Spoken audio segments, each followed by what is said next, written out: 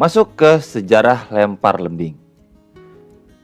Lempar lembing atau lempar tombak merupakan salah satu aktivitas dan keterampilan sehari-hari yang dimiliki oleh manusia sejak zaman purba, di mana manusia hidup dengan cara berburu.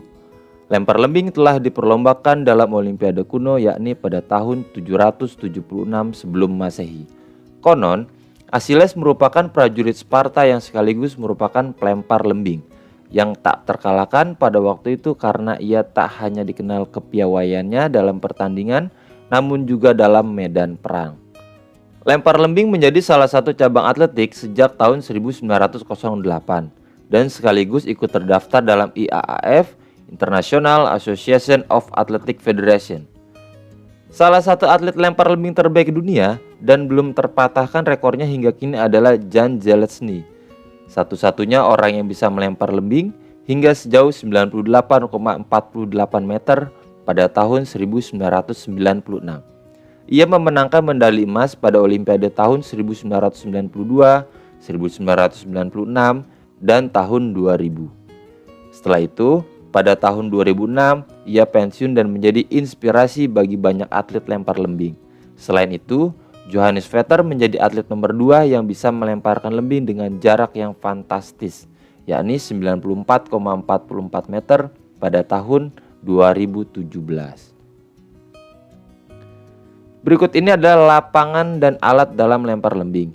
Bisa kita lihat bagaimana denah lapangan lempar lembing.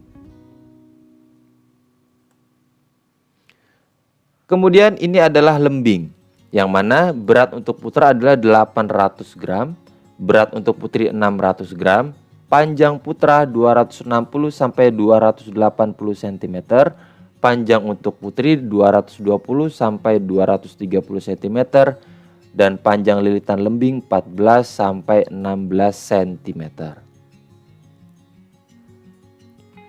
Berikut ini adalah 3 cara memegang lembing. Pertama, cara Finlandia, kedua, cara Amerika, dan ketiga, cara tang.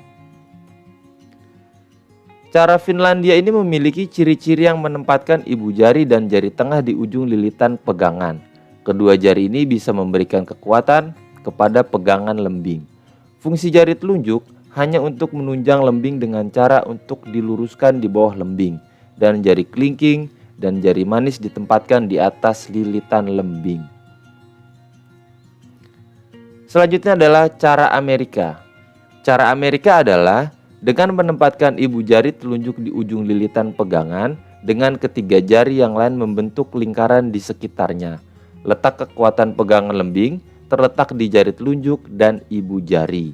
Lembing ditempatkan di tengah-tengah telapak tangan. Berikutnya adalah cara tang. Cara tang ini sudah sangat jarang digunakan. Hal ini dikarenakan dukungan kekuatan yang diberikan oleh jari yang memegang lembing masih kurang kuat.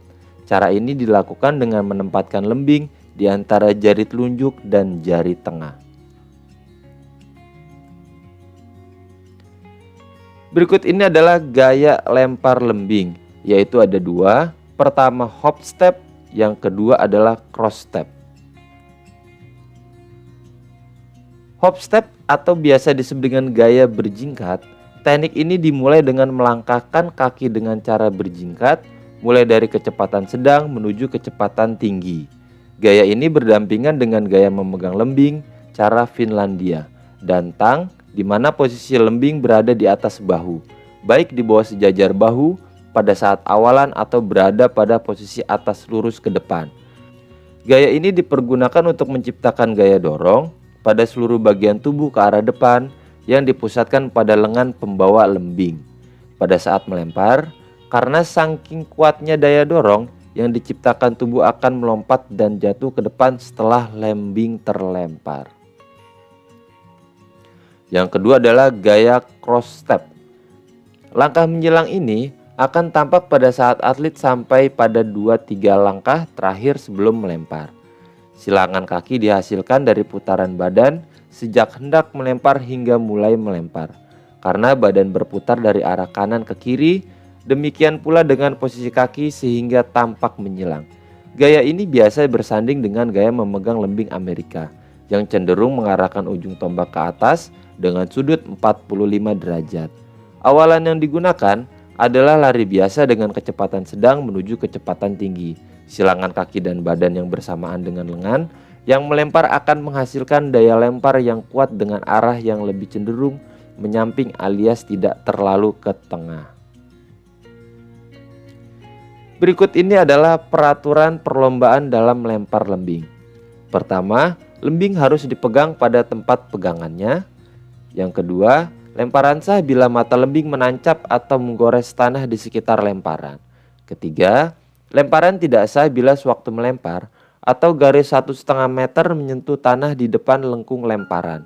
Keempat, pertandingan berskala kecil seperti pertandingan tingkat lokal atau daerah, atlet boleh membawa lembing sendiri asalkan sesuai dengan kriteria yang ditetapkan oleh panitia. Yang kelima, ketika dalam pertandingan, atlet lempar lembing hanya boleh menggunakan awalan hingga melempar pada tempat yang disediakan. Keenam, melempar melebihi batas yang ditentukan merupakan lemparan yang tidak sah. Ketujuh, pendaratan lembing bisa dinyatakan sah dan dapat dinilai apabila bagian lembing yang jatuh terlebih dahulu merupakan mata lembing pada area yang disediakan dengan posisi menancap tanah atau hanya menggores tanah. Yang kedelapan, pada saat awalan, lembing sama sekali tidak boleh menyentuh tanah, karena hal itu akan dinyatakan sebagai diskualifikasi yang setara dengan apabila atlet melempar di luar area yang disediakan, misalnya melebihi batas awalan.